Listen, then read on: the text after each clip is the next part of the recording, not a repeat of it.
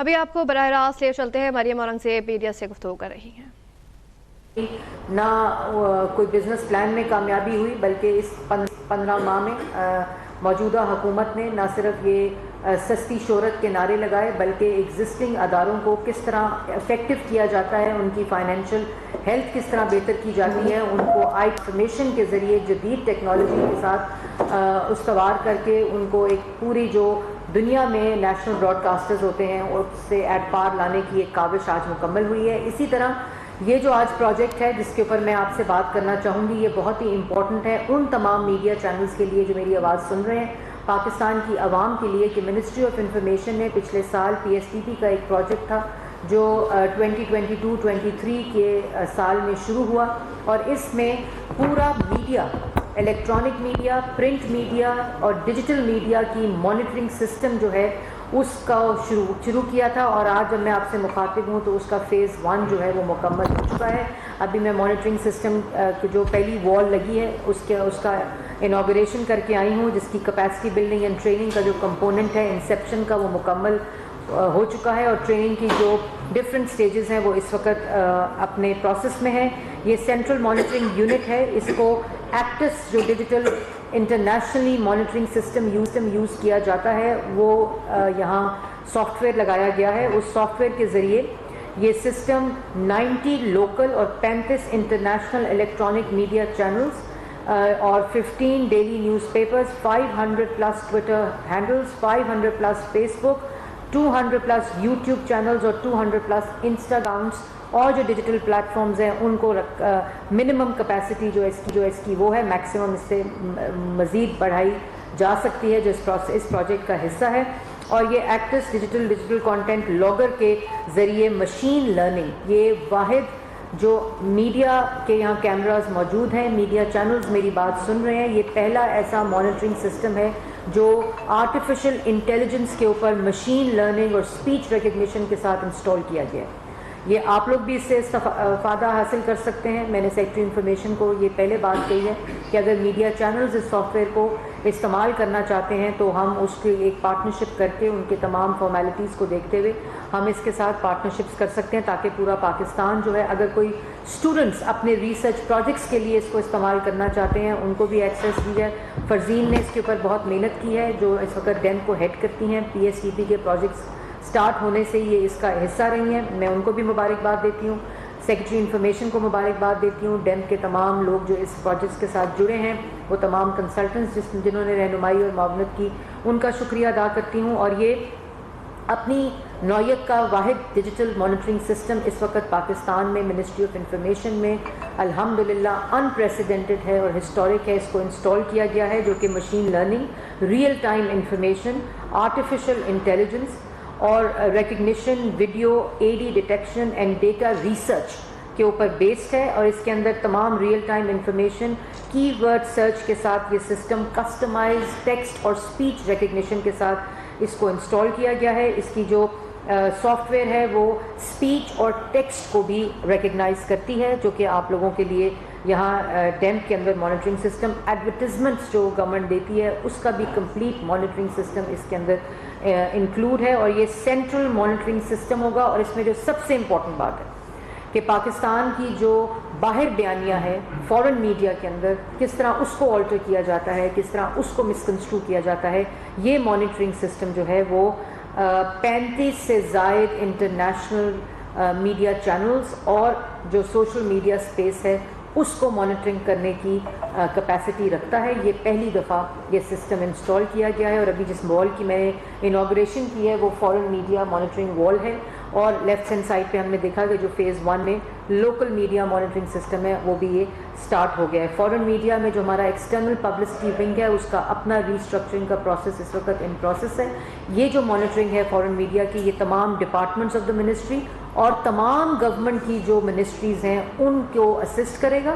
یہ تمام منسٹریز کی مانیٹرنگ، تمام نیوز کی مانیٹرنگ گورنمنٹ آف پاکستان سے ریلیٹڈ، یہ اس کو ریلے کرے گا، اس کو ٹرانسمٹ کرے گا اور اس کی مانیٹرنگ کرے گا۔ یہ جو سسٹم لگایا یہ سینٹرل گورنمنٹ کا monitoring system, digital electronic media unit government of Pakistan ministry of information کے اندر انسٹال کیا گیا۔ مجھے ذاتی طور پر بڑی خوشی ہے کیونکہ جب میں لاسٹ ٹائم منسٹر بنی تھی اللہ تعالیٰ کے فضل و کرم سے، اور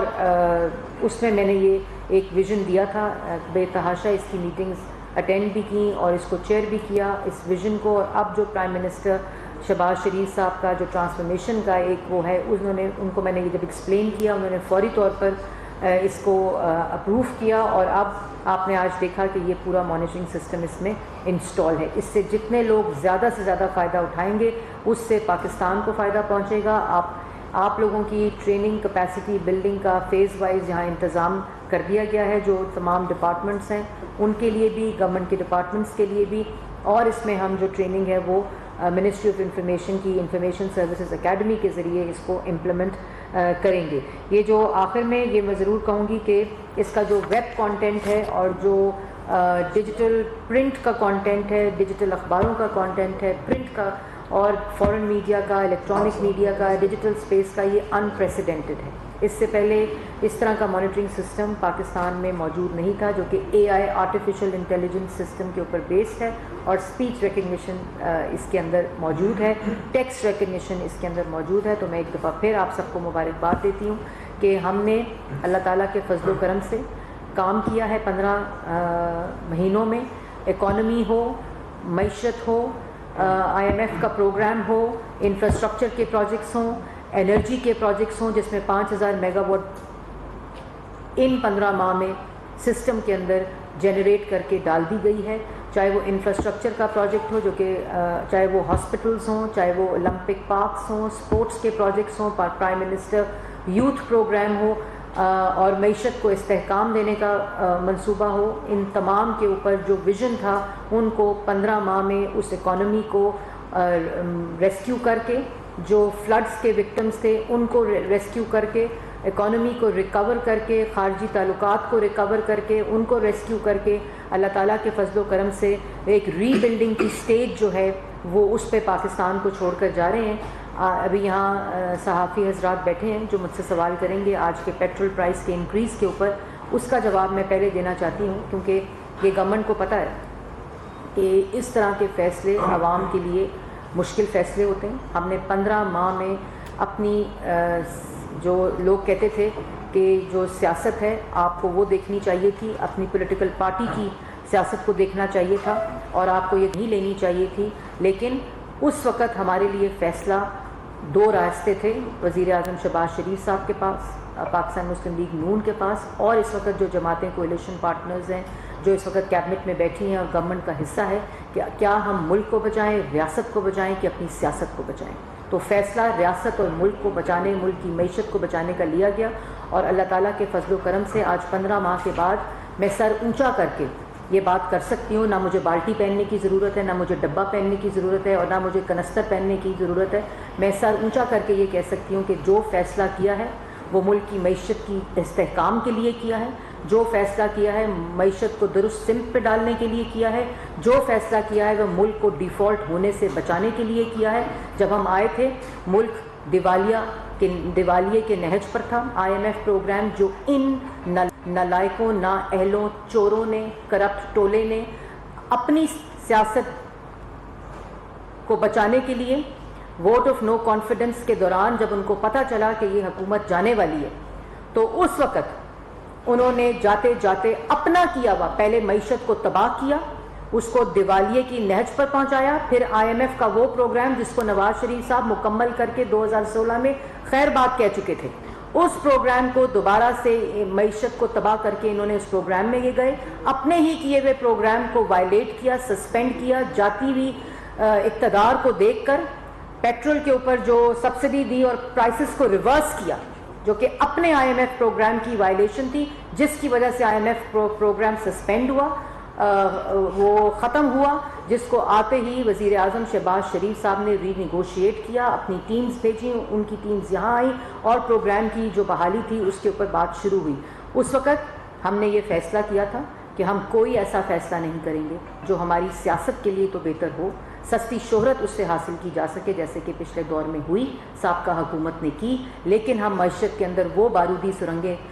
ایک تو ان بارودی سرنگوں کا خاتمہ کریں گے، بلکہ اس کے ساتھ ساتھ معیشت کو استحکام دے کر پاکستان کو ترقی کی دوبارہ ری بلڈنگ اور ترقی کی دوبارہ ان منازل کے اوپر لے کر جائیں گے جہاں 2018 میں پاکستان مسلم لیگ نون نے نواز شریف صاحب کی قیادت میں یہ سفر چھوڑا تھا. اور آج کی جو پیٹرول پرائسز ہیں ان کی دو وجوہات ہیں جو میں بالکل کیٹیگوریکلی پاکستان کی عوام کو سچ بتانا چاہتی ہوں. جس طرح اسحاق ڈار صاحب نے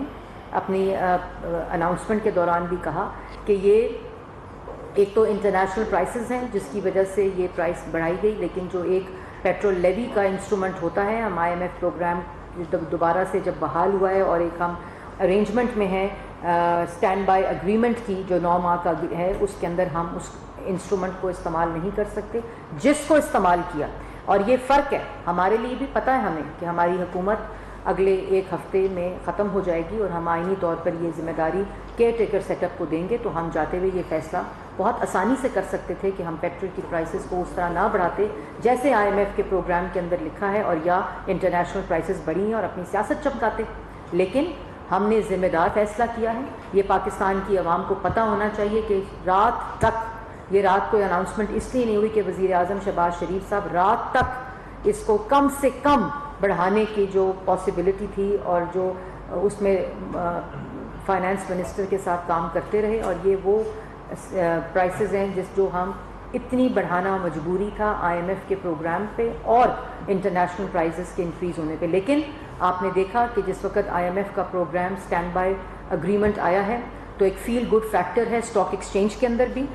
جو بزنسز ہیں, جو چیمبرز ہیں, جو انڈسٹری ہے. اور یہ پہلی علامت ہوتی ہے جب بھی کوئی ایسا مثبت قدم رکھا جاتا ہے تو ان آرگنائزیشنز کی طرف سے, ان فائنینشیل انسٹرومنٹس کی طرف سے جو آتا ہے انڈیکیشن, وہ سیٹ کرتا ہے ٹون فائنینشیل انڈیکیٹرز کی. اور انشاءاللہ یہ وعدہ بھی کیا ہے کہ ہم لوگ جہاں 2018 میں 3.4% ملک کی تاریخ کی کم ترین مہنگائی کی شرح تھی,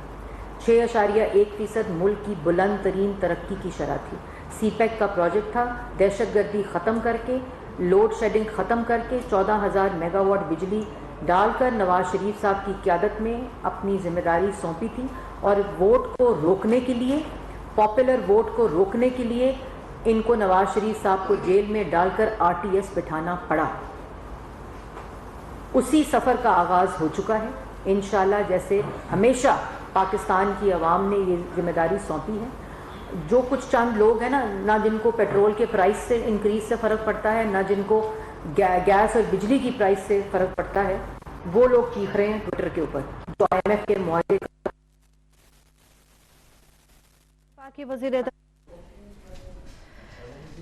آئی ایم ایف معاہدے کی بحالی اور انفراسٹرکچر کے منصوبے سامنے آ رہے ہیں. باقی وزیر مریم اورنگزیب میڈیا سے گفتگو کر رہی تھی. ان کا کہنا تھا کہ موجودہ حکومت نے اداروں کی بہتری کے لیے ہر ممکن اقدامات کیے ہیں. ریڈیو پاکستان کی نشریات 52 ممالک میں سنی جائیں گی. موجودہ حکومت نے اداروں کو بہتر کرنے کے لیے ہر ممکن اقدامات کیے ہیں. ریڈیو پاکستان نشریات اب 52 ملکوں میں سنی جا سکیں گی. اس سے قبل ریڈیو اور PTV کی نرمی کی بات ہوتی تھی. یہ پہلا مانیٹرنگ سسٹم ہے جس کی بنیاد AI پر ہے.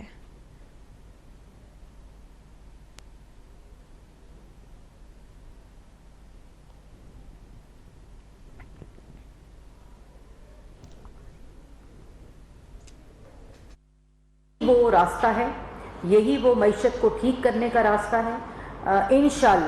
انشاءاللہ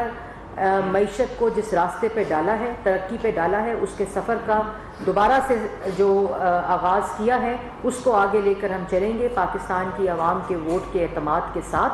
اور کوئی ایسا فیصلہ نہیں کریں گے جس میں ہمیں آج اور کل اور اگلے ہفتے ضرور شہرت مل جائے لیکن وہ ملک کے لیے نقصان دہ ہو, ملک کے مفاد کے لیے نقصان دہ ہو, اور ملک کی معیشت کے لیے نقصان دہ اور پاکستان کی عوام کے لیے نقصان دہ ہو. انشاءاللہ یہ جو معیشت کو راستے پہ ڈالنے کے لیے SIFC کا پروگرام ہے, 5 سیکٹرز آئیڈینٹیفائی کر کے, یہی وہ طریقہ ہے کہ ملک کی معیشت کو استحکام ملے, عوام کو روزگار ملے گا, غربت ختم ہوگی, اور یہ تمام سیکٹرز جب انویسٹمنٹ کے ذریعے ان کو استحکام ملے گا تو پاکستان کی عوام کو استحکام ملے گا. جو سفر جس طرح شروع کیا تھا 13 سے 18 ختم کیا تھا, اسی کا آغاز ہو چکا ہے. اور عوام جو ہے وہ اپنے لوگوں کو پہچانتی ہے, ان لوگوں کو بھی پہچانتی ہے جنہوں نے 4 سال عوام دشمنی کی,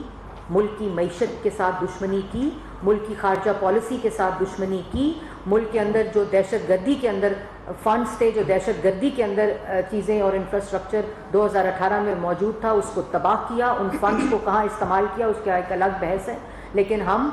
ना रोएंगे, ना पीटेंगे, ना चीखेंगे। हमने मईशत को इस्तेहकाम की राह पर डाल दिया है, हमने सीपेक को इस्तेहकाम की राह पर डाल दिया है। जो कल वाइस प्रीमियर चाइना से आए थे, इस बात की इंडिकेशन है कि उन्होंने अपने एतमाद का इजहार किया है कि जिस तरफ मईशत और सीपेक के मंसूबों को डाला है, हमने दोबारा से 5000 मेगावाट बिजली एनर्जी की सिस्टम में डालकर, जो ये कहते थे कि डिमांड ज़्यादा कम है और सप्लाई ज़्यादा करके हम चले गए, ये नलायक ये बातें करते थे। हमने वो तमाम मंसूबे जो बंद थे उनको दोबारा जहाँ छोड़ कर गए थे उनको शुरू करके मुकम्मल करके दिया है। इसी तरह इंफ्रास्ट्रक्चर के प्रोजेक्ट्स हैं, इस तरह प्राइम मिनिस्टर यूथ प्रोग्राम के अंदर रोज़गार के प्रोजेक्ट्स हैं। तो ये तमाम चीज़ें पाकिस्तान की आवाम के सामने, और इंशाअल्लाह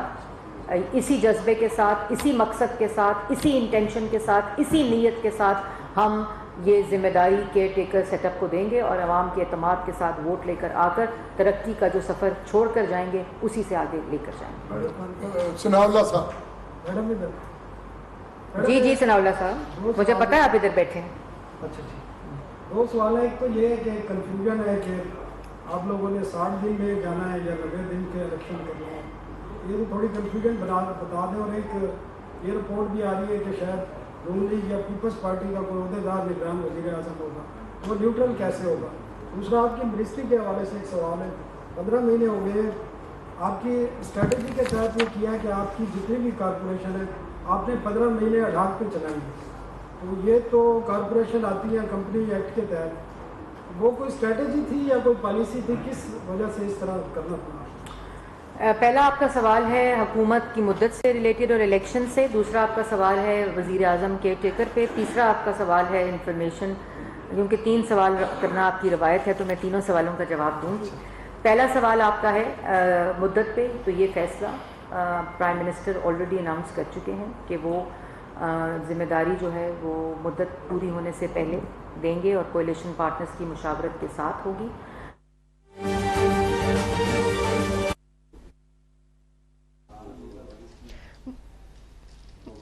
मौजूदा हुकूमत ने इदारों की बेहतरी के लिए हर मुमकिन इकदाम किए हैं। रेडियो पाकिस्तान की नशरियात 52 ममालिक में सुनी जाएगी। मौजूदा हुकूमत ने इदारों को बेहतर करने के लिए हर मुमकिन इकदाम किए हैं। मरियम औरंगजेब मीडिया से गुफ्तगू कर रही थी।